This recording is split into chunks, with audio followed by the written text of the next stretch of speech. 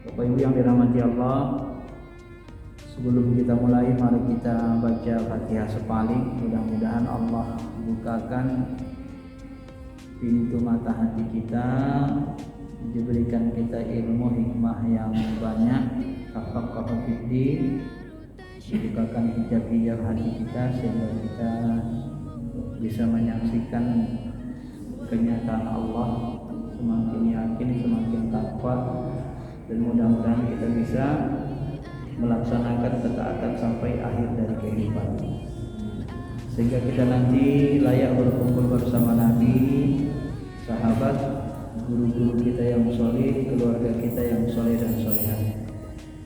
Al-Fatihah. A'udzubillahi minasyaitonir rajim. Bismillahirrahmanirrahim. Alhamdulillahirabbil alamin.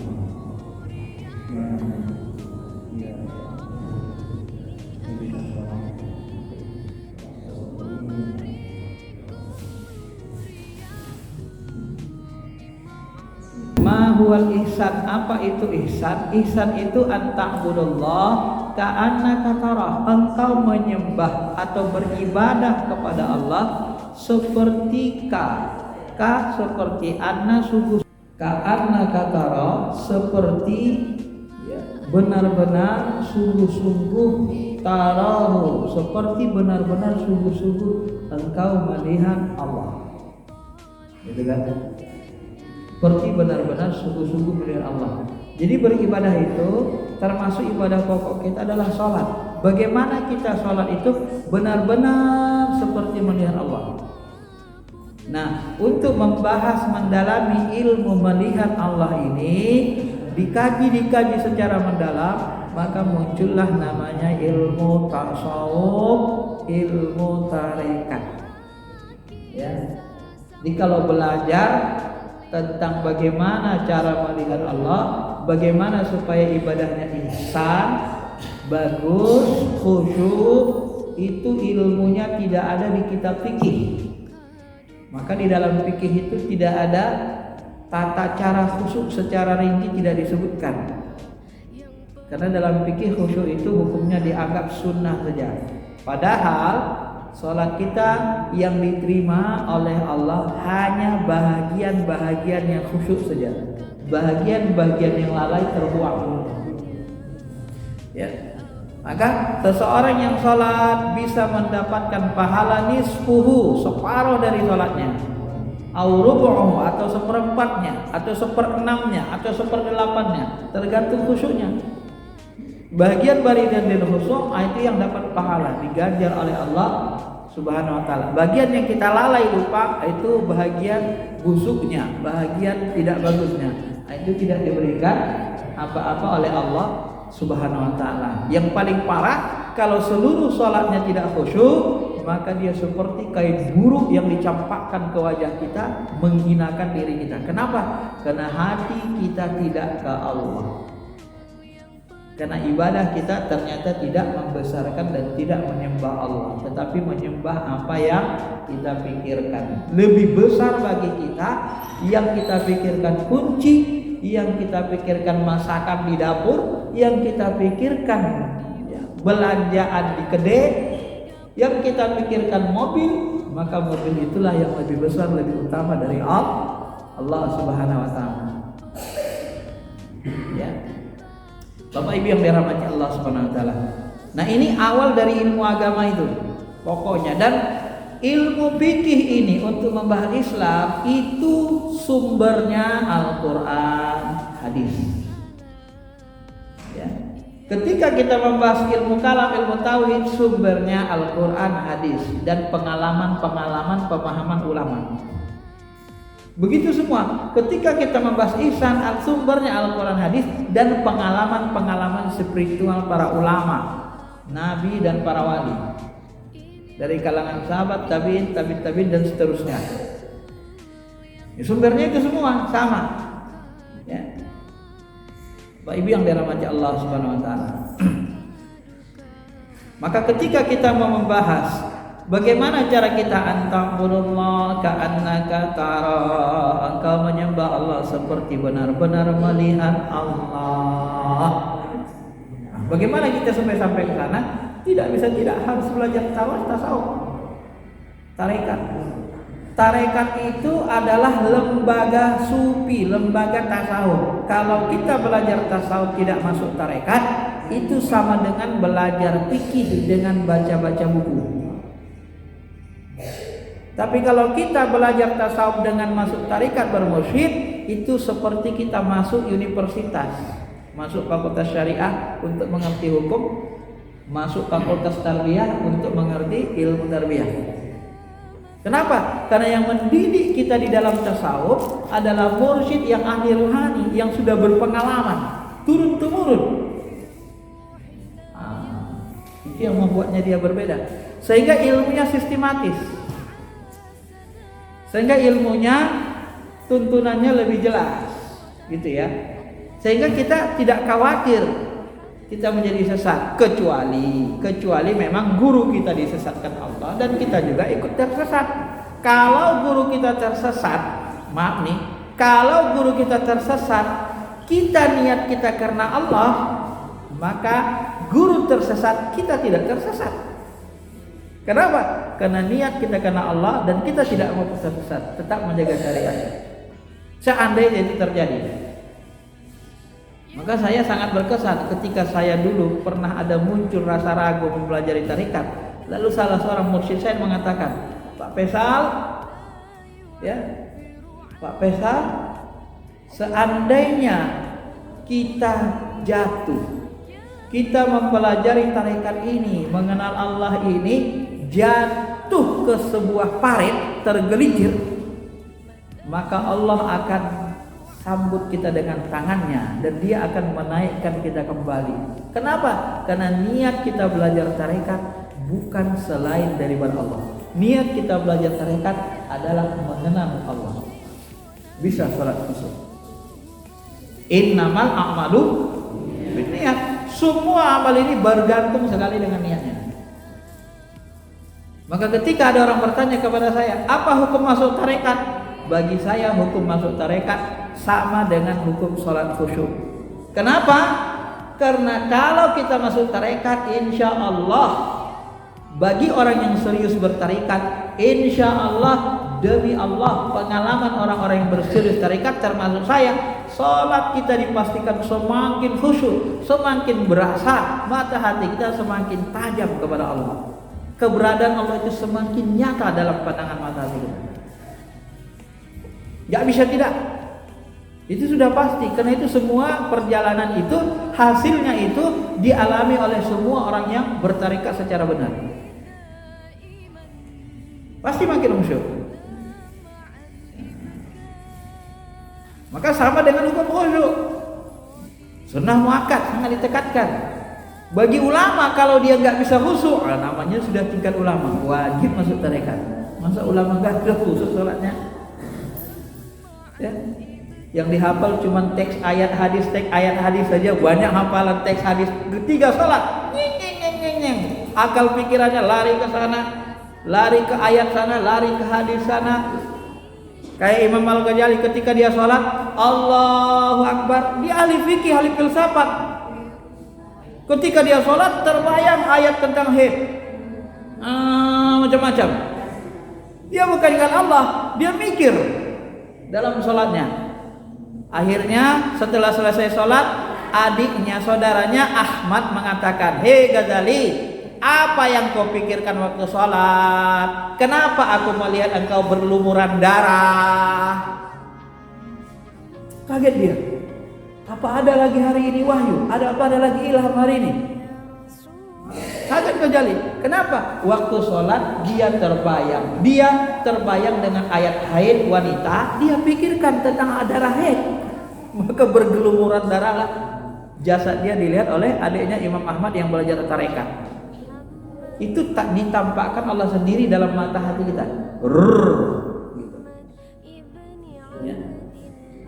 Dan itu dialami semua orang-orang yang dekat dengan Allah, Ta'ala. Yang model seperti ini dialami Nabi, dialami sahabat, dialami Utsman bin Affan. Hei, aku melihat matamu bekas zina. Apa yang kau lakukan? Ternyata dia baru melihat aurat wanita. Utsman bin Affan. Sahabat besar mengalaminya. Ulama-ulama besar mengalaminya, yang mereka sudah sangat dekat kepada Allah. Kenapa? Karena ilmu tarekat ini, ilmu tasawuf ini adalah ilmu memandang dengan pandangan Allah. Tidak ada yang paling kucintai yang dilakukan hambaku kecuali mengamalkan ibadah-ibadah fardu.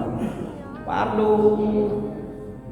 Selesai fardu yang wajib-wajib, tidak henti-hentinya hambaku melaksanakan ibadah nawafil, amalan-amalan tambahan, bukan wajib. Tidak henti-hentinya hambaku mengamalkan amalan nawafil, zikir terus menerus, nafilah, tambahan-tambahan dari yang wajib, sampai aku mencintainya. Apabila aku sudah mencintainya, kujadikan dia memandang dengan mataku. Ketika kita memandang dengan pandangan Allah, basirah ainar ruh, maka terlihatlah apa yang mau diperlihatkan oleh Allah. Mau diperlihatkan jin, mau diperlihatkan malaikat, mau diperlihatkan surga, mau diperlihatkan ruh para wali, ruh para nabi. Allah alam. Allah kuasa. Mau diperdengarkan suara jarak jauh, naik ke atas bukit. Umar bin Khattab dari Madinah khutbah, pimpinan pasukan di Irak, Persia dulu namanya, itu naik langsung ke atas bukit, lalu menyerang musuh, lalu menang, Persia dikuasai, pulang. Bagaimana cerita kalian bisa menang, menaklukkan markas orang Persia? Saya waktu memimpin pasukan mendengar suara Umar bin Khattab dari Madinah mengatakan, "Hei, Ubaidah, naik ke atas bukit." Maka naik saya ke atas bukit membawa pasukan. Bayangkan suara Umar bisa terdengar dari Madinah tembus ke Persia, berapa ratus kilometer itu? Ya. Ini kekuatan spiritual. Ya, bagi Allah alam ini sangat kecil. Bagi ruh alam ini tidak berjarak, bisa nembus ruang dan waktu. Maka di dalam ilmu tasawuf, ilmu tarikat tidak ada yang tidak mungkin. Kenapa? Karena kuasa Allah itu tidak ada yang tidak mungkin. Sampai kita kepada keyakinan tidak ada yang tidak mungkin terjadi. Emang begitu, emang itu kuasa Allah. Nah, ketika kita meminjam kuasa Allah, ya terserah Allah, tidak ada yang tidak mungkin. Memandang dengan mata Allah, mendengar dengan pendengar Allah. Nabi Sulaiman, ya ayyuhan namlu dukhulu masakinakum la yahtimannakum Sulaimana wa junudu. Hei para semut, Sulaiman datang dengan pasukannya, minggir-minggir, masuk ke dalam tanah, masuk ke dalam tanah. Nanti kalian diinjak-injak dengan Nabi Sulaiman dan pasukannya. Dia enggak tahu, dengar. Nabi Sulaiman dengar dari jarak jauh, senyum dia. Ya. Ini hadza min fadli rabbi liyabluwani ashkur am akfur. Ya Allah, ini karuniamu mengujiku aku bersyukur atau kufur. Maka doa Nabi Sulaiman, Rabbi auzi'ni an ashkura ni'mataka allati an'amta alayya wa ala walidayya wa an a'mala shalihan tarda. Ya Allah, bantulah aku mensyukuri segala nikmat yang Kau berikan kepada aku.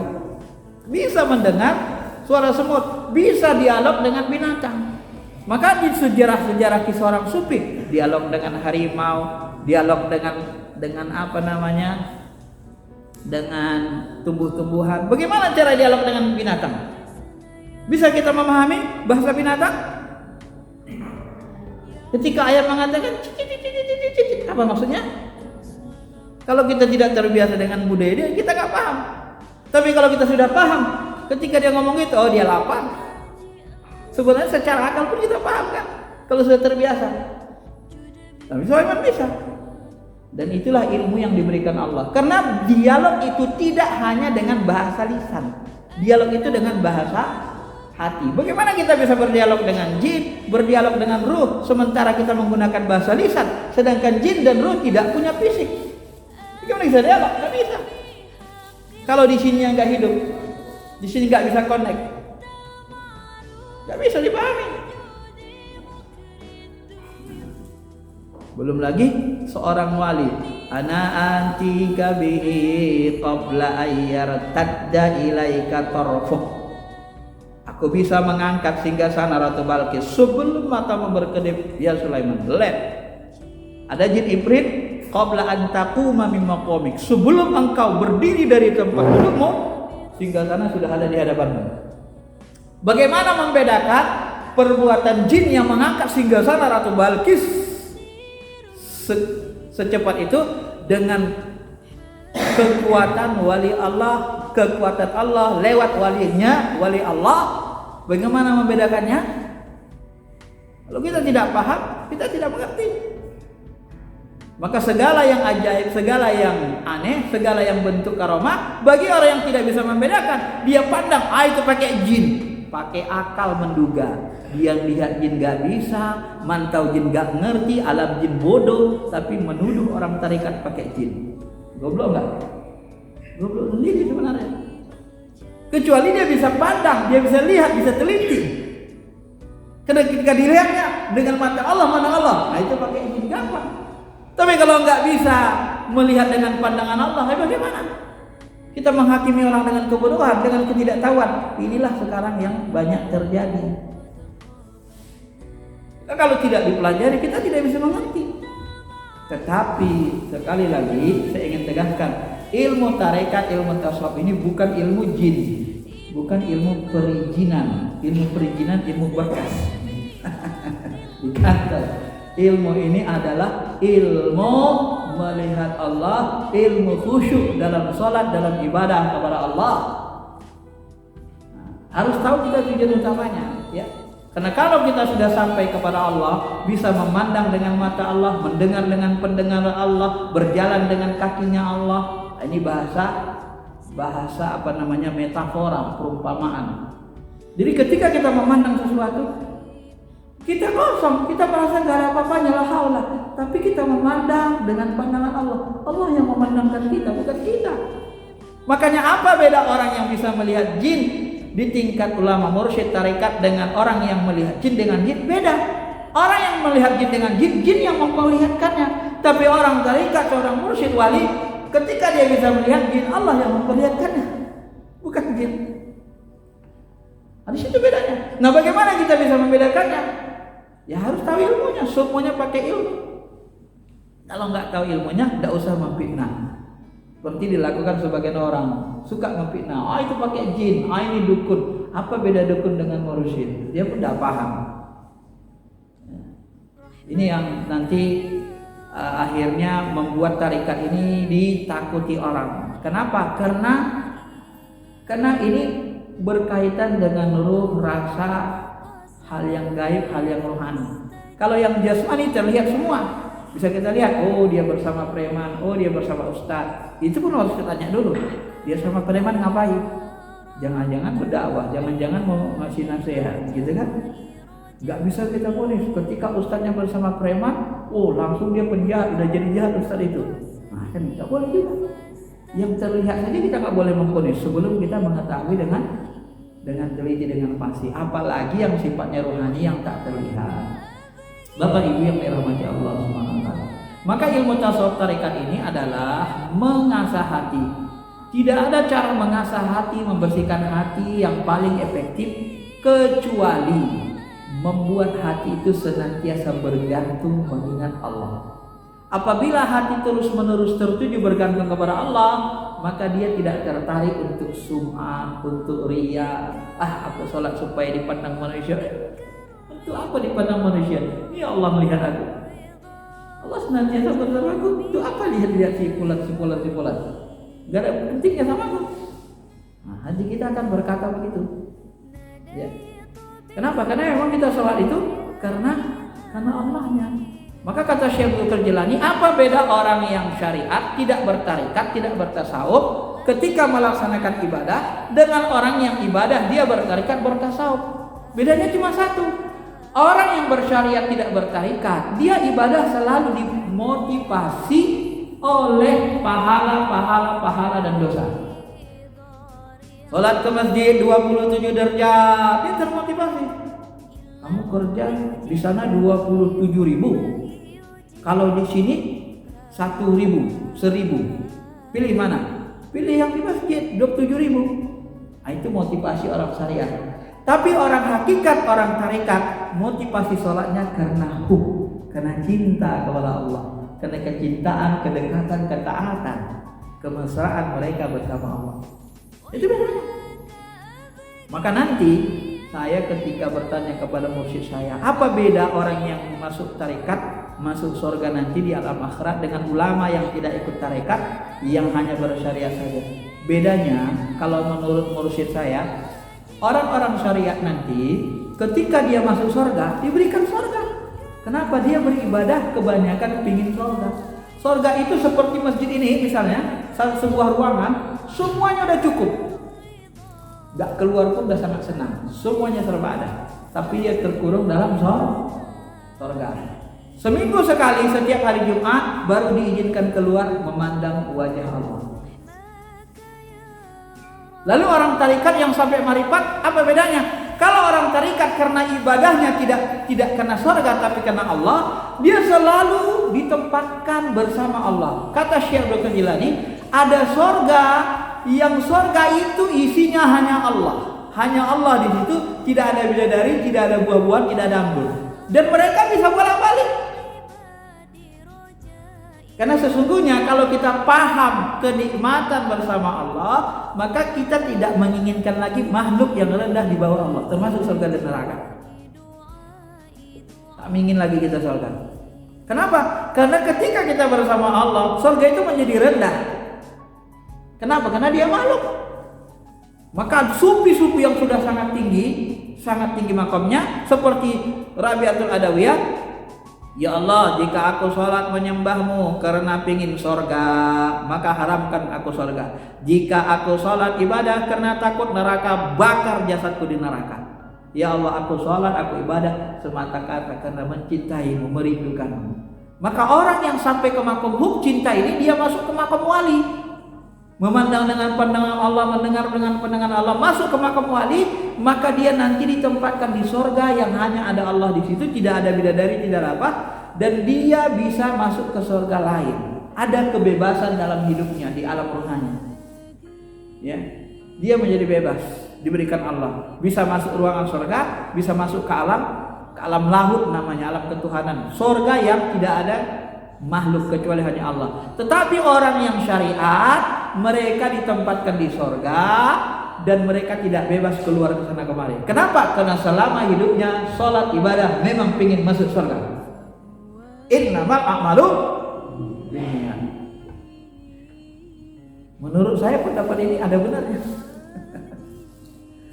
Ya, karena innamal a'malu binniyat. Maka apakah kita boleh beribadah karena surga, ingin surga? Boleh, nggak ada salah. Secara syariat nggak ada salah. Kalau ada orang lagi menyalahkannya, dia tidak paham berarti. Terlalu jos namanya. Nggak apa-apa. Makanya dalam Quran itu kan dijelaskan. Waidal lil muttaqin, dijanjikan bagi orang bertakwa jannatin tajri min tahtil anhar, surga yang mengalir air di bawahnya. Nggak apa-apa. Itu motivasi. Tidak ada masalah. Maka beliau menjelaskan ada 3 makam secara umum. Makam muttaqin karena takut kepada Allah, takut neraka, takut siksa Allah, kemudian pingin surga. Ada lagi makam yang lebih tinggi, yaitu mereka-mereka yang hanya mencintai Allah Subhanahu wa taala. Jadi bedanya orang syariat dengan orang tasawuf tarekat, bedanya cuma satu, dalamannya. Ya, jahirnya sama-sama rajin ke masjid, jahirnya sama-sama rajin mentaati Allah. Kadang juga orang syariat ada yang malas ke masjid, kadang orang tarekat juga sama, datang malasnya ke masjid. Sama aja itu, Pak. Karena bedanya, yang membedakan nanti dalamannya. Ketika ibadah dia menikmatinya, satu kurang menikmati. Ya, di situ saja bedanya nanti. Bapak Ibu yang dirahmati Allah Subhanahu wa taala. Maka secara umum untuk sampai kepada khusyuk, untuk sampai kepada ihsan, tidak bisa tidak yang kita fungsikan. Kalau bahasa ilham dari salah satu mursyid saya yang di Padang mengatakan begini, wahai hambaku, ya, jangan gunakan akalmu untuk menggapai Allah, karena akalmu tidak akan kuat. Tapi gunakanlah rasamu, kendarailah rasa dalam hatimu. Jadi rasa dalam hati kita ini adalah kendaraan untuk merasakan, menyatakan Allah itu benar adanya. Jadi yang kita tunggang itu rasa bertuhan itu nurani. Nah, dengan rasa nurani itulah kita merasakan melihat kenyataan Allah tadi. Kalau dengan akal kita sholat mikir-mikir, maka jangan Bapak Ibu pikir kalau sholat itu konsentrasi akal. Coba aja kalau bisa, stres, panas kepala. Coba aja kalau nggak percaya, konsentrasi akal. Nggak bisa. Yang bisa adalah hati. Rasa. Allahu Akbar. Alhamdulillahi Rabbil Alamin. Nah, itu Allah saja kan. Ar-Rahmanir Rahim. Bisa berterusan. Makanya ini maaf nih, saya contohkan. Kalau kita duduk zikir pakai konsentrasi akal, coba 1 jam, pasti nggak betah. Setengah jam aja udah gulur-gulur pulang. Tapi coba zikir pakai hati, pakai rasa. Sunan Kalijaga pinggir kali berbulan-bulan pun tahan. Makin kuatnya mujahadahnya. Ya kalau kita zikirnya pakai hati, pakai rasa, tahan berjam-jam kuat. Itu buktinya mereka itu apa? Mereka itu khusyuk. Kalau nggak khusyuk nggak mungkin Pak tahan berlama-lama. Itu sudah terlatih yang seperti itu. Ya. Tapi kalau dia orang-orang nggak bertarikat, nggak hidup rasanya, ya nggak tahan pakai pikiran, akal pikiran mengingat Allah. Nggak kuat, nggak tahan lama. 5 menit, 10 menit, setengah jam paling kuat, udah langsung pulang itu. Tapi kalau kita mengingat Allah dengan hati, Astaghfirullahaladzim, Astaghfirullahaladzim.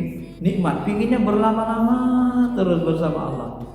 Ilahi lastunil fida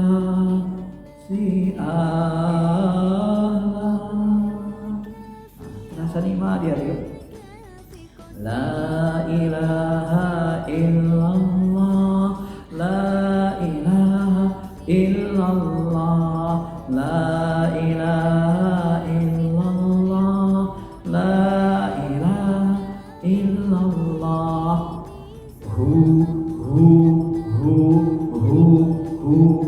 Kalau bertarikat zikir ini aneh. Apa itu dia? Tapi kalau kita bertarikat itu berarti itu terasa Allah tuh nyata di depan kita, bersama kita, meliputi segala-galanya. Kalau ya Allah merinding kita dalamnya. Idza dzukirallahu wajilat qulub. Apabila disebut nama Allah, gemetarlah hatinya. Dalam hadis Tirmidzi atau hadis-hadis lain disebut Nabi Muhammad itu terdengar jarak berapa meter, terdengar itu getaran hatinya oleh sahabat ketika menyebut Allah beribadah. Nabi Ibrahim juga sama. Ya. Maka getaran itulah nanti menjadi energi. Jadi energi. Maka di alam jin, saya jelasin sedikit, energi zikir yang khusyuk inilah nanti apabila kita masuk WC misalnya, Bismillahirrahmanirrahim, Allahumma inni a'udzubika minal khubuthi wal khaba'is. Ya Allah, aku berlindung kepadamu dari setan laki-laki dan setan perempuan, dari setan keburukan, setan yang jorok. Nah, begitu kita doa, itu langsung ada pagar gaib di diri kita. Begitu kita masuk, setan nggak bisa mandang diri kita. Ada di kita dilingkari pagar gaib. Karena kita doa, setan nggak bisa mandang. Maka setan nggak bisa melihat aurat kita. Kata Nabi, setan nggak bisa mandang. Ya. Jangan sepele. Begitu kita makan, Bismillahirrahmanirrahim, setan nggak bisa ikut makan. Tapi kalau kita makan nggak baca Bismillah, dia pun ikut, termasuk taurin kita kan. Kenyang dia. Jangan sepele, begitu dia kuat, lebih segar lah dia goda kita, lebih enak. Coba dia sakit-sakitan goda kita, malas lama-lama dia capek.